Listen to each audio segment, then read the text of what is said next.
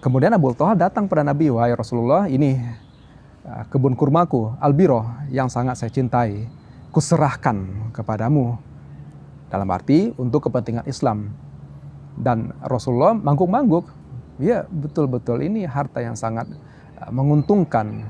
Dan Rasulullah memberitahukan, ya silakan dibagi-bagikan saja kepada karib kerabatmu, itu kata Rasulullah. Assalamualaikum warahmatullahi wabarakatuh. Sahabat yang dirahmati Allah. Dahulu pernah suatu ketika Rasulullah datang menemui salah seorang sahabatnya yang baru saja meninggal dunia. Kemudian Rasul bertanya kepada keluarga almarhum, kira-kira apakah ada gerangan hal-hal yang agak janggal ketika atau sebelum almarhum ini meninggal dunia.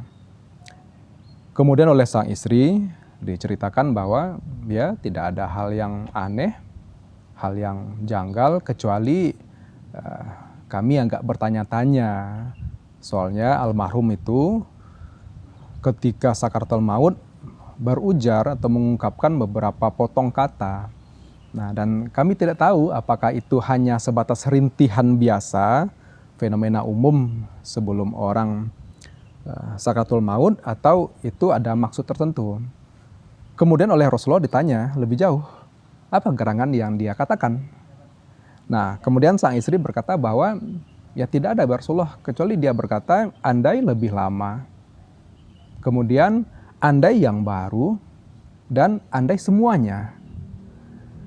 Rasulullah diam sejenak, kemudian menyampaikan kabar gembira kepada istri almarhum. Tahukah engkau bahwa sesungguhnya apa yang dikatakan oleh suamimu itu, bahwa dia dilihatkan kembali tentang amal perbuatannya ketika masih hidup. Antara lain pernah dulu satu ketika suamimu itu keluar ingin menunaikan sholat, kemudian berjumpa dengan orang yang buta.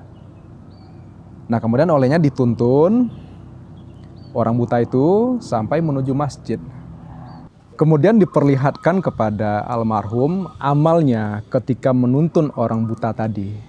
Sehingga dia berujar, andai lebih lama dia bisa menuntun.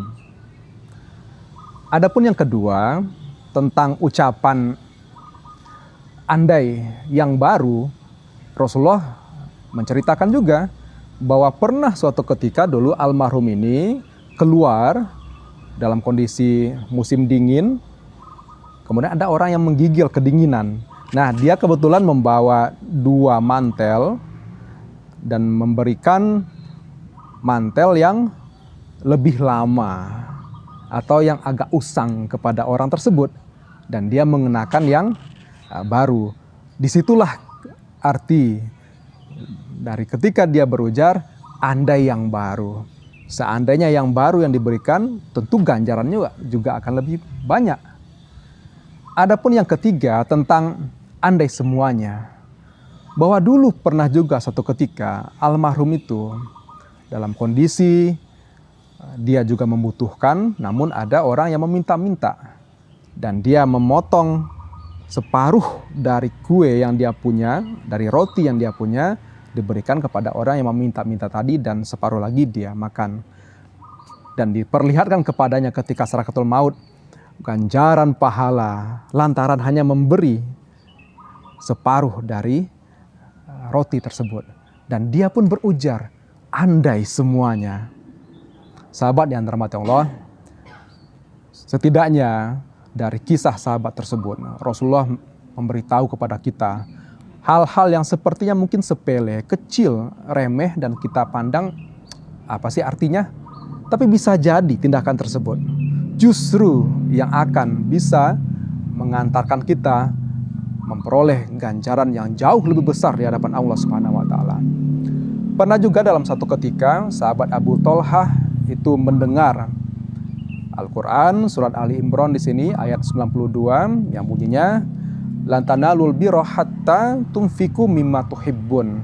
Kamu tidak akan sampai memperoleh suatu kebajikan sebelum kamu menginfakkan sebagian harta yang kamu cintai.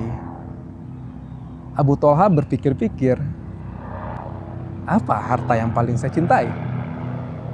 Maka terlintas dalam benaknya bahwa ini kebun kurma.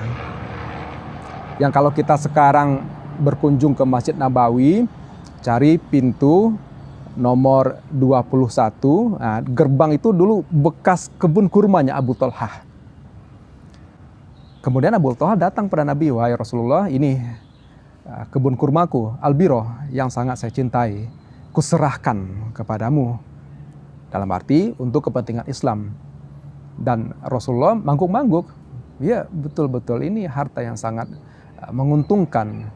Dan Rasulullah memberitahukan, ya silakan dibagi-bagikan saja kepada karib kerabatmu, itu kata Rasulullah. Dan dari sana Abu Thalha pun membagi-bagikan kepada karib kerabatnya sebagaimana amanat dari Rasulullah.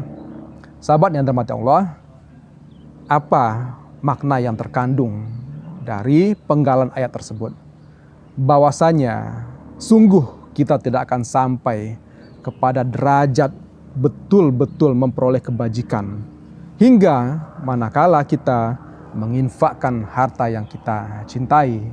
Dan mumpung ini bulan Ramadan, sudahkah kita pernah berupaya untuk menginfakkan harta yang paling kita cintai? Bukan cuma sebatas harta-harta yang tidak terpakai, yang sekiranya disimpan itu malah menjadi beban bagi kita sendiri. Atau lebih parah lagi adalah yang kita sendiri memicingkan mata ketika memberikan harta tersebut. Semoga Ramadan membentuk kita menjadi pribadi yang bertakwa, cinta pada Allah, cinta pada Rasul, gemar beramal soleh, dan semoga kita menjadi manusia terbaik, yakni orang yang memberikan manfaat luas kepada sesama. Salah janggal mohon maaf. Akhirul kalam, wabillahi taufiq wal hidayah. Assalamualaikum warahmatullahi wabarakatuh.